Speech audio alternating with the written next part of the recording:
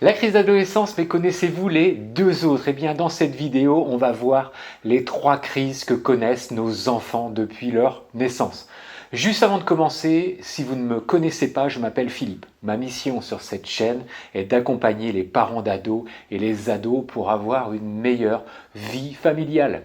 Pour ne rien manquer des conseils, astuces, mais aussi de mes analyses, vous pouvez vous abonner à la chaîne et cliquer sur la petite cloche pour être alerté de chaque nouvelle vidéo. Si vous voulez aller plus loin avec moi, vous êtes libre de recevoir mes meilleurs conseils pour gérer la crise passagère que connaît votre adolescent et ainsi devenir une famille heureuse et une famille unie. J'interviens dans les conflits familiaux, j'accompagne de nombreuses familles également et je vous partage donc ma propre expérience de terrain.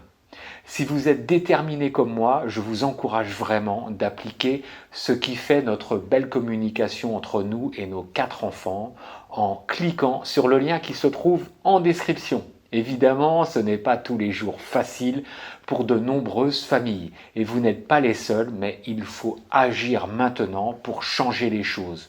Alors cliquez sur le lien ci-dessous où je vous explique tout, notamment pourquoi un ado est si difficile à gérer. Comme vous l'avez compris, vos nerfs sont mis à rude épreuve pendant les 20 premières années de votre enfant. La crise d'adolescence est celle dont les parents redoutent le plus. Mais avant, vous avez connu deux autres crises qui sont peut-être passées inaperçues, mais faisons un retour en arrière car elles ont quelques similitudes avec la crise d'ado. La première crise se situe vers les 2 mois de l'enfant. Oui, déjà, il a à peine 60 jours, ce qu'il fait, il fait vraiment déjà des siennes.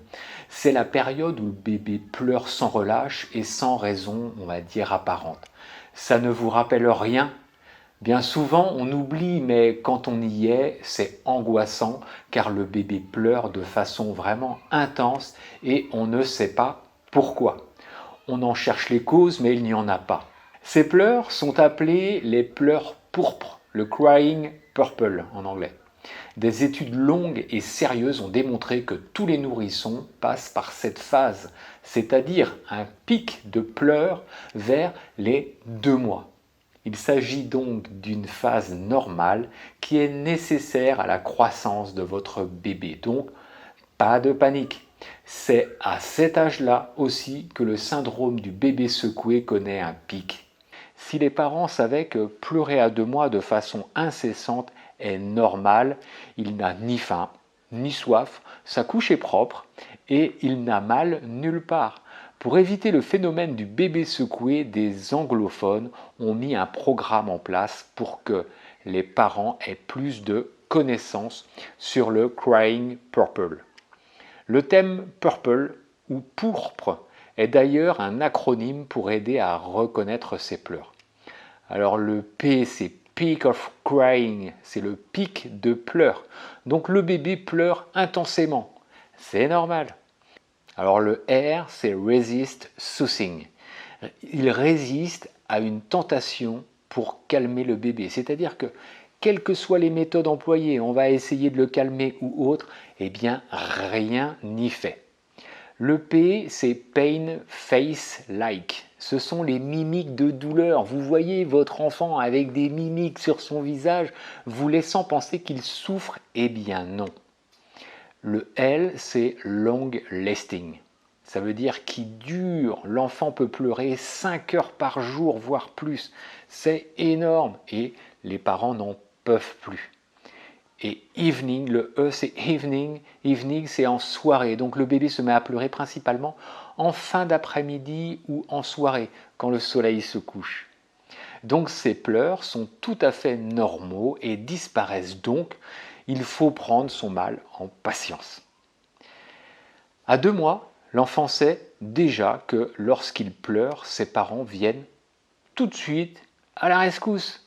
C'est pratique, je pleure et l'on vient donc, pourquoi ne pas pleurer tout le temps? Pour avoir un de mes parents à mes petits soins tout le temps? Déjà 2 mois, mais pas bête du tout. La deuxième phase de crise, eh bien, elle se situe entre les 18 mois et les 4 ans de l'enfant, lorsque l'enfant entre en opposition. Il était bébé, il était si mignon, si obéissant, et d'un coup, il ne cesse de dire non. Et oui, à cette période, les enfants sont en pleine construction et celle-ci passe par l'opposition aux parents, et c'est normal. C'est une phase d'affirmation de soi et de revendication. Eh oui, déjà à cet âge-là, on revendique. À cet âge, les parents commencent à imposer beaucoup de règles. Non, ne mets pas les doigts dans les prises. Non, ne mets pas tes mains dans la purée. Tiens-toi bien à table. Donc avant cette période, tout était autorisé. On passait à côté de certaines choses, mais maintenant, depuis qu'il marche, qu'il touche à tout, eh bien, il faut mettre certaines règles en place et c'est normal. Donc face à ces injonctions, l'enfant cherche à s'affirmer. Pour un tout petit, s'opposer, c'est s'affirmer. C'est proclamer qu'il est une personne différente de ses parents. Cela arrive généralement quand l'enfant n'est plus un bébé, qu'il ne porte plus de couches et qu'il passe par la phase de contrôle sphinctérien. En s'opposant, ils mettent la distance avec leurs parents pour pouvoir se construire. Tiens, ça me rappelle les ados, ça. C'est un phénomène naturel et normal. Vous avez dû essayer de comprendre ses revendications en lui rappelant les limites. Le tout, c'est que l'enfant ne les dépasse pas. Mais quelles sont ses limites? Eh bien, les limites non négociables sont les actes qui le mettent en danger et les actes qui mettent les personnes autour également en danger. Et l'autre règle, c'est le respect des parents. Mais bien souvent, les parents n'ont pas de difficulté avec ces règles. Mais pour les parents ne sachant pas, asseyez-vous avec votre bambin et expliquez-lui de façon ferme ces 3 règles. Ne jamais lever la main sur quelqu'un, ou menacer, ou mal lui parler, ou mal parler à ses parents. Ne jamais mettre les frères et les sœurs en danger, et ne pas se mettre soi-même en danger. Faites en sorte au possible de toujours garder le même discours pour que votre autorité soit cohérente et durable. Puis, on y vient l'âge de l'adolescence, vers les 12-13 ans. C'est une période importante dans la vie d'un individu. Elle est déclenchée par le surgissement de la puberté et son bouleversement hormonal. L'enjeu inconscient principal est de se séparer de ses parents, d'affirmer son indépendance et son chemin vers l'âge adulte. De fait, les adolescents réclament plus de liberté dans l'espace et dans le temps. Ils sont en recherche perpétuelle de plaisir immédiat, ce qui peut entrer en opposition avec ce que veulent leurs parents. Le but dans cette période délicate, c'est de trouver un équilibre entre ce que l'on accepte de céder à son ado et ce sur quoi on souhaite rester inflexible. Et je dis bien inflexible. Il faut choisir les secteurs de négociation possibles. C'est indispensable. Car pour qu'un ado aille bien, il faut qu'il ait des projets qui soient tournés vers l'extérieur afin d'éprouver son autonomie. Cela le tire vers le haut et il entre en situation où il n'est plus materné par ses parents, sachant que l'objectif commun est le même, que l'enfant quitte le foyer et qu'on n'en fasse pas un Tanguy. Vous l'aurez bien compris. Ça me rappelle une maman que j'ai accompagnée. Elle ne supportait pas que sa fille unique puisse quitter la maison familiale. La maman se sentait abandonnée. Et donc je lui ai dit, mais il y a un moment où il va falloir qu'elle vous quitte vous. Elle avait en plus un petit copain et ça, la maman avait du mal à supporter ça également. Et bien, ce sont les choses de la vie. On a un petit copain et puis on quitte ses parents et c'est tout à fait normal. Quand une limite est transgressée, vous avez le droit de sanctionner, c'est tout à fait normal, mais gardez toujours à l'esprit que le processus d'adolescence est difficile.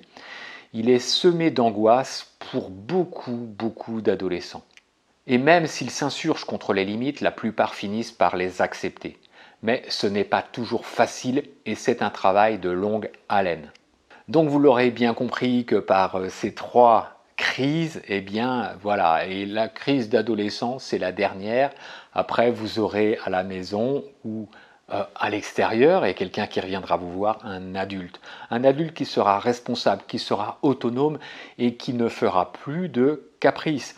Il aura toute la liberté qu'il voudra étant donné qu'il sera chez lui. Donc, à partir du moment où il est chez vous, eh bien, fixez des limites, soyez intransigeant là-dessus, c'est compliqué, et puis, eh bien, tout ira bien. En tout cas, je vous dis à très bientôt. Cliquez sur le lien ci-dessous pour avoir mes vidéos qui concernent vraiment, pour vous aider encore plus à avoir mes conseils, des conseils vraiment pertinents, des conseils à mettre en place. Ce sont des conseils pratiques que vous pouvez mettre en place tout de suite. C'est dans le lien ci-dessous et je vous dis à très bientôt. Allez, ciao ciao.